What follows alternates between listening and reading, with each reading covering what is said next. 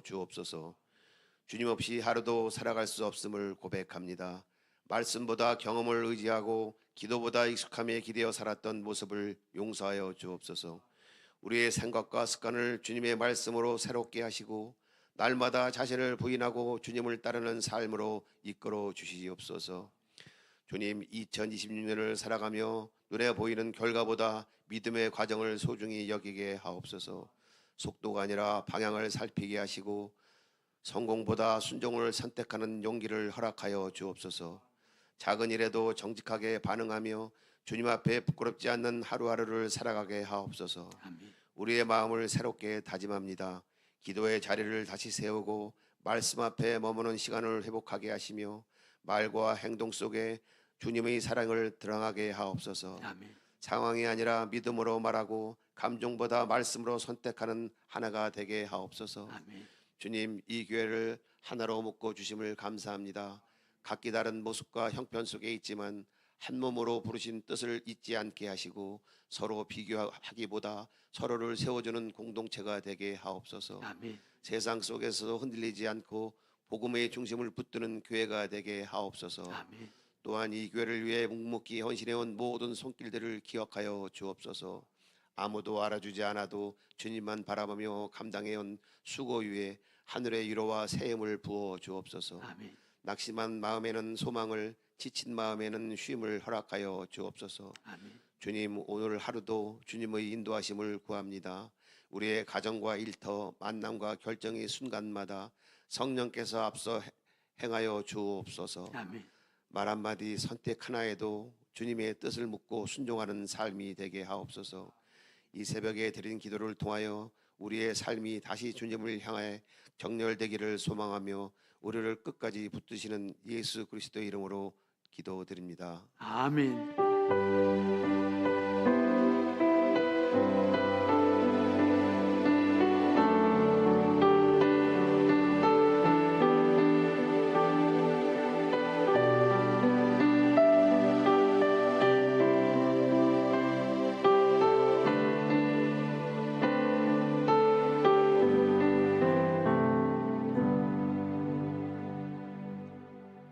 이 아침 우리 하나님 말씀을 한번 보겠습니다.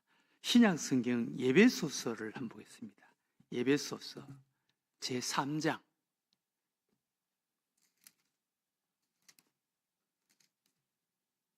3장 14절에서 21절까지 있는 말씀을 한번 읽어보겠습니다.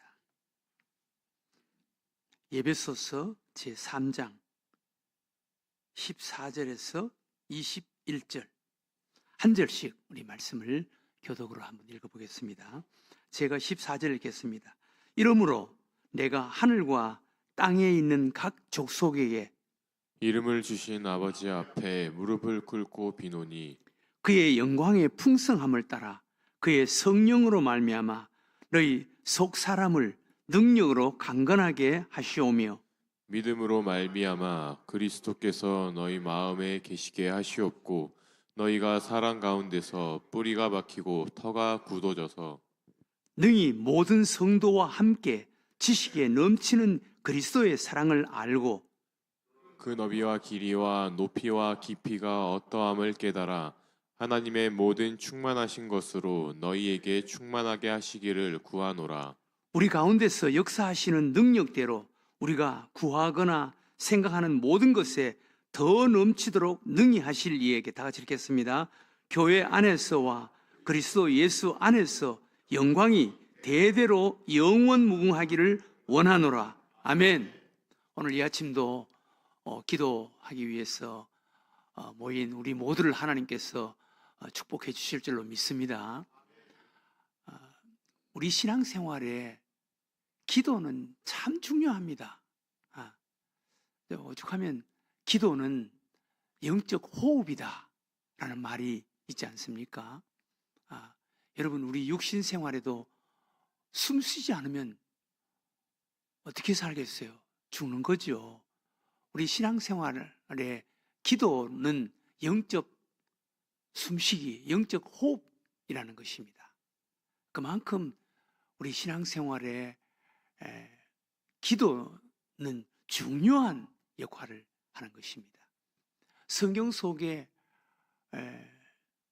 위대한 하나님의 사람, 믿음의 사람들의 모습을 보면은 다 기도가 특별했습니다. 기도를 통해서 늘 하나님과 동행하는 삶을 산 사람들이었습니다. 아브라함, 여러분 아브라함이라 그러면은 믿음의 조상, 믿음을 먼저 생각하는데 아브라함도 기도의 사람이었습니다. 기도. 여러분, 기도. 조카 롯, 그 소돔과 고모라에서 조카 롯을 구원하기 위해서 아브라함이 하나님께 한 기도를 한번 보세요. 얼마나 간절했습니까? 아브라함도 기도의 사람이었습니다. 또 이삭도 기도의 사람이었습니다. 아브라함이 자기 아들 이삭의 아내 될 리브가를 선택해 오는데 자기 종 엘리에셀을 보낸다고요. 엘리에셀은 아브라함 자기 대신 보내는 거, 그만큼 신뢰하고 믿었다는 거예요. 그 자기 종을 자기 고향에 보내서 믿음으로 난 그 아들 이삭의 자부를 선택해 오라고 보냅니다. 그래서 엘리에셀은 가면서 기도하는 거예요. 가면서 하나님, 우리 주인 아브라함이 나를 믿고 자부를 택해서 오라고 했는데 하나님께서 선택한 자부를 꼭 만나게 해주세요. 그러면서 하나님 이렇게 해주신다면 제가 그 사람이 하나님께서 선택한 자분 줄로 믿겠습니다. 그러면서 기도하면서 가는 거예요. 그런데 기도대로 한 자매를 만나게 되는 거예요. 그 사람이 이삭의 아내가 되는 리브가입니다. 그런데 그 리브가를 데리고 오는데 이삭이 들에 나가서 늘 기도합니다. 기도하는 가운데 종 엘리에셀이 자기 아내를 데리고 오는 것을 만나는 것을 볼 수가 있습니다. 기도 속에 만나는 거예요. 이삭이 그렇게 기도하는 사람이었습니다. 야곱도 기도하는 사람이었지 않습니까? 기도를 통해서 야곱이 형 에서와 화해하게 되고 에서의 용서를 받게 되고 하지 않습니까? 야복강의 기도, 야곱의 기도가 얼마나 중요합니까? 또 성경 속에 위대한 하나님의 사람들 다 기도의 사람들 아니었습니까? 다니엘의 대표적인 신앙의 모습이 기도 아니었습니까? 사자굴 속에 던져 넣는다. 기도하면 사자굴 속에 던져 넣는다. 라는 그런 왕의 명령이 있었는데도 불구하고 뭐 사자굴 속에 던져 넣으라면 던져 넣으라지.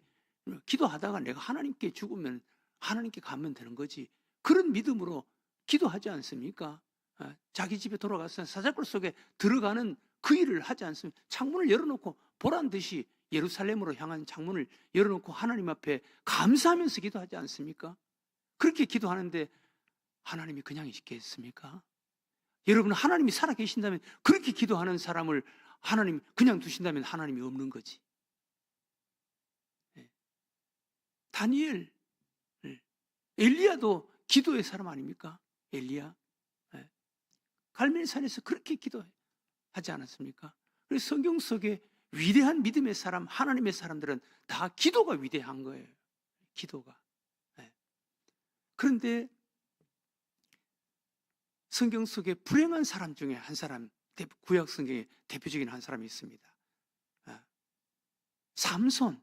삼손은 그의 생애에 기도가 없었습니다. 그는 선택받은 라신인으로 태어났지만 그의 생애에 그가 하나님께 기도했다는 그런 말이 없습니다. 그래서 그는 불행한 사람이 된 거예요. 마지막에 죽기 직전에 하나님께 기도합니다. 하나님, 나에게 마지막으로 한 번만 힘을 주세요. 은혜를 주세요. 나를 보고 조롱하고 하나님을 조롱하는 저들을 벌하도록 하나님, 나에게 은혜를 주세요. 마지막 기도에서 하나님께서 삼손의 기도를 들어주십니다. 그 원수들과 함께 삼손이 죽는 비극적인 모습이 소개되죠. 신약성에도 대표적인 기도에 우리의 본을 보여주신 분이 우리 예수님 아닙니까? 예수님은 하나님이 인간의 몸을 가지고 이 땅에 오셨지만 그의 생애와 삶은 항상 기도의 모습이었습니다. 예.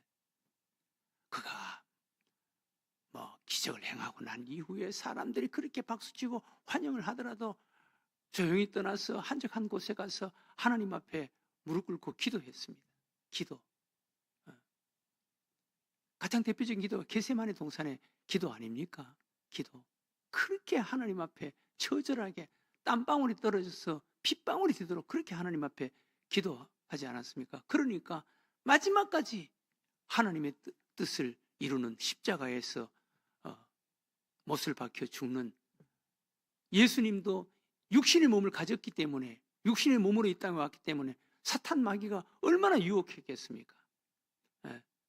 예수님도 하나님께 꼭 이렇게 죽어야 됩니까? 그것이 하나님의 뜻입니까? 그렇게 하나님께 이야기할 정도로 그 십자가의 저주의 죽음이 그렇게 끔찍한 거였습니다. 그럼에도 불구하고 기도 내 뜻대로 마시고 아버지 뜻대로 되게 해주세요. 아버지 뜻대로 되게 해주세요. 그래서 결국 십자가에서 못 박혀서 하나님의 뜻대로 우리 인간의 죄를 위해서 십자가에 죽어주시지 않습니까? 기도의 모습이었습니다. 오늘 우리가 읽은 말씀에 사도 바울이 에베소 교회를 향한 그런 기도의 좋은 교훈을 우리가 오늘 여기서 배울 수가 있습니다. 사도 바울이 에베소 교회를 향한 그런 기도의 대상, 우리가 누구에게 기도해야, 어떤 분에게 기도해야 되는가, 그리고 기도의 자세와 태도, 기도의 내용 우리가 배울 수가 있습니다. 오늘 사도 바울이 에베소 교회를 향한 기도의 대상 누군지 한번 보세요. 오늘 우리가 읽은 말씀 14절에 보면 뭐라 그랬습니까? 14절에 이러므로 내가 하늘과 땅에 있는 각 족속에게 이름을 주신 아버지 앞에 무릎을 꿇고 비노니, 하늘과 땅에 있는 각 족속에게 이름을 주신 아버지, 이건 누굽니까? 하늘과 땅에 각 족속에게 이름을 줬다, 이름을 붙여줬다. 그건 누구만이 이름을 지어줄 수 있습니까? 주인만이 이름을 붙일 수가 있는 거예요. 창조주만이 이름을 붙여줄 수 있는 거예요. 하늘과 땅에 있는 각 족속에게 이름을 주신 그분, 온 우주를 창조하신 창조주 하나님, 전능하신 하나님, 그 하나님이지만 우리의 아버지가 되시는 하나님, 창조주이지만 우리와 상관이 없다면 무슨 의미가 있겠어요? 기도 한들 무슨 의미가 있겠어요? 그러나 그분은 우리의 아버지가 되신다는 거예요. 여러분, 하나님은 온 우주의 창조주이신 것을 믿으시기 바랍니다. 하나님은 온 우주의 창조자, 각 족속에게 이름을 주신 분이에요. 그런 전능하신 분이에요. 능치 못하심이 없는 분이에요. 지금도 살아계신 분이에요. 그런데 그분은 우리와의 관계, 우리의 아버지가 되신다는 거예요. 여러분, 세상에서 가장 가까운 분은 아버지입니다. 아버지 날 낳으시고 어머니 날 기르셨다라는 말이 있지 않습니까?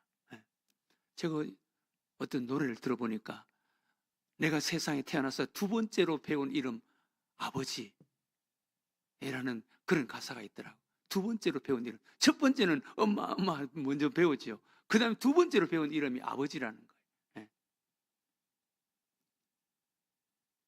가끔은 잊었다가 생각나는 이름이 아버지라는 거예요. 우리 엄마 가슴을 아프게 해준 이름이 아버지라는 거예요. 그러나 사랑하는 아버지라는 거예요. 어떤 그 음악, 그 노래 가사에 그걸 보고 제가 참 의미가 있다라는 소리를 제가 생각을 해본 적이 있는데, 아버지, 이 세상에서 가장 가까운 자가 아버지예요. 사도 바울은 에베소 교회를 향해서 기도하는 기도의 대상, 기도를 응답하시는 분, 각 족속에게 이름을 주신 전능하신 하나님, 그러나 그분은 우리 아버지가 되신다라는 것이, 그분께 기도하는 거예요. 여러분들도 하나님 아버지께 기도하시는 줄로 믿으시기 바랍니다. 그런데 바울은 어떻게 기도의 자세와 태도 어떻게 기도했다 그랬습니까? 5절에 이름을 주신 아버지 앞에 무릎을 꿇고 비노니, 무릎을 꿇고 비노니, 무릎을 꿇고, 이 무릎을 꿇고 기도한다라는 것은 간절한 의미입니다. 당시의 바리새인들은 서서 기도했습니다. 그런데 진정한 그리스도인, 진정한 믿음의 사람은 무릎을 꿇고 기도한다는 거예요. 성경 속의 기도의 대표적인 모습들을 더 간절하지 않았습니까? 기도의 특징은 기도는 간절해야 돼. 예. 무릎을 꿇고 엘리야의 갈멜산 기도가 그랬고, 또 야곱의 야복강 기도가 밤새도록, 우리 예수님의 기도 간절하지 않았습니까? 땀방울이 떨어져서 핏방울이 될 정도로 간절한 기도의 생명은 간절함이 있는 거예요. 예, 간절함. 기도의 내용을 여러분 오늘 한번 보시기 바랍니다. 기도의 내용. 첫 번째 16절에 뭐라 그랬습니까? 그의 영광의 풍성함을 따라 그의 성령으로 말미암아 너희 속 사람을 능력으로 강건하게 하시오며. 우리가 기도 여러 가지 기도 제목들이 있겠지만, 여러 가지 기도의 내용들이 있겠지만, 첫 번째로 성령으로 우리의 속 사람을 강건하게 해주세요. 성령으로 뜨겁게 해주세요. 성령으로 충만하게 해주세요. 우리의 속 사람이 성령으로 강건해야 되는 거예요. 우리의 심령이 성령에 붙잡혀야 되는 거예요. 다른 것에 경험이나 지식이나 이런 것에 붙잡히면 그건 안 돼요. 그건 세상 사람들이. 우리는 성령에, 우리 속 사람, 우리 심령이 성령에 붙잡혀야 되는 거예요. 성령으로 강건하게 해주세요. 성령으로 강건하게 해주세요. 초대교회 성도들이 그렇게 살아갈 수 있었던 그 원동력이, 그 비밀이 어디 있었습니까? 성령에 붙잡혔습니다. 성령으로 우리 속 사람을 강건하게 해주세요. 강건하게 해주세요. 두 번째,